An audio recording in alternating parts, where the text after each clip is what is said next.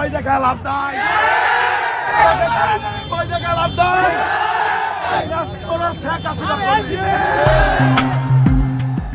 আবারও মহাসড়কে মিছিল করল নিষিদ্ধ সংগঠন ছাত্রলীগ। ৩ জুলাই শুক্রবার গাজীপুর মহাসড়কে আওয়ামী লীগের এই ছাত্র সংগঠনের নেতাকর্মীদের মিছিল করতে দেখা যায়। তারা বিভিন্ন স্লোগান দিতে দিতে মিছিল করেন। মিছিলের ছবি ও ভিডিও দ্রুত সামাজিক যোগাযোগ মাধ্যমে ছড়িয়ে পড়ে। এ নিয়ে নেটিজেনরা নানা মন্তব্য সামাজিক যোগাযোগ মাধ্যমে জুড়ে দিচ্ছেন। তবে মিছিল থেকে কাউকে আটক করার খবর নিশ্চিত হওয়া যায়নি। মিছিলের ভিডিওটি মাহবুবুর রহমান ঝলক সরকার নামে একটি ফেসবুক আইডিতে পোস্ট করা হয়। সেখান থেকেই আস্তে আস্তে ভাইরাল হয়েছে বলে জানা গেছে।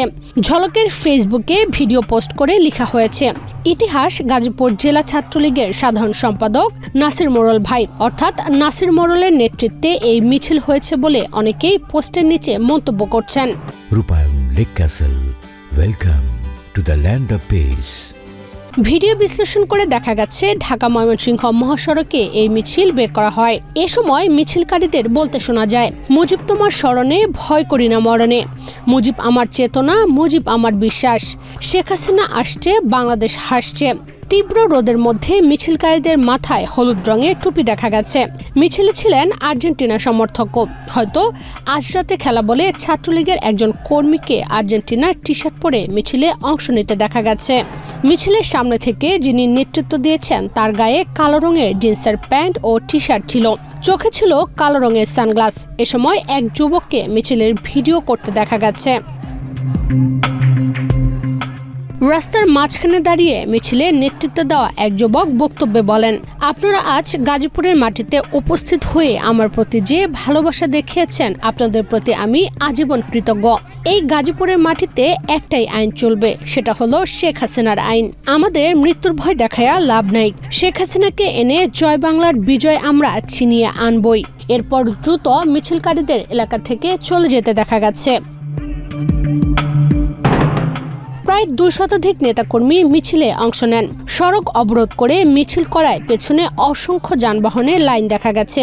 মিছিল শেষে আস্তে আস্তে যানবাহন চলাচল স্বাভাবিক হয়। জানা গেছে প্রায় 20 মিনিটের মতো মহাসড়কে অবস্থান নেয় নিষিদ্ধ ছাত্রলীগের নেতাকর্মীরা।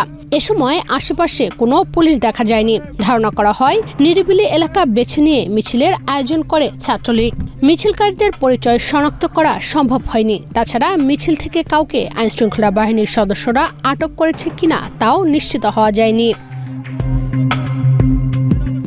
গত 23 জুলাই নিষিদ্ধ আওয়ামী লীগের ৭৭তম প্রতিষ্ঠাবার্ষিকী ঘিরে মাঠে নামার চেষ্টা করেন সংগঠনের নেতাকর্মীরা।